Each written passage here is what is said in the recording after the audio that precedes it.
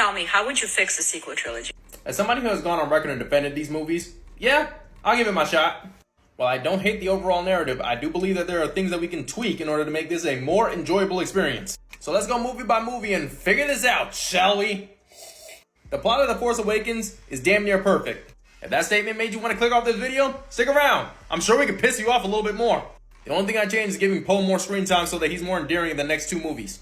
And now it's time for the least divisive movie in this franchise. This is my favorite sequel movie. We're changing a whole bunch of stuff. Starting with the Finn and Rose subplot. We're not gonna gut it, but we are gonna tweak it. The problem with their subplot is that there's no immediate tension. And Hux and Phasma have nothing to do in the movie. So we're gonna include them in that subplot.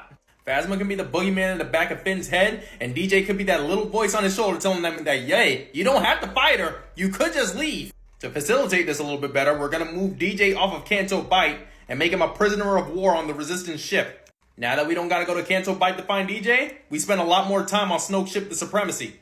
Now you have stakes across the entirety of that subplot, because now Finn and Rose can be caught at any time, and Poe can be arrested for mutiny at any time. And yes, we are still killing Snoke.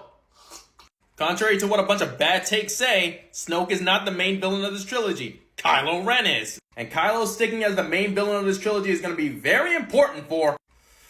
We got some work to do. First and foremost, no Palpatine as the main villain.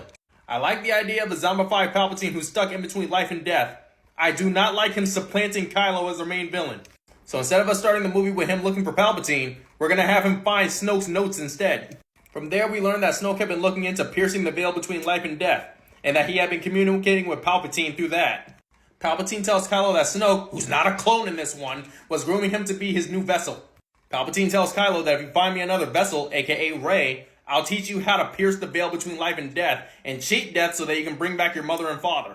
And just for stakes, we'll say that this ritual is like Full Metal Alchemist. It requires a bunch of souls, planets worth of souls, in order to bring back these 2 people. So instead of yet another super laser plan, we're now trying to stop a grieving young man from trying to resurrect his mommy and daddy. That is Star Wars to its core.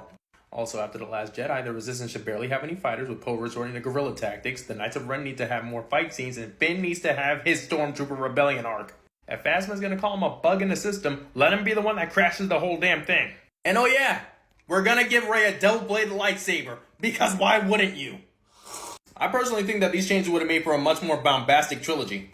But I'm curious to hear your thoughts. How would you change the sequel trilogy? Would you change that at all, or would you just gut the entire thing? Let me know in the comments.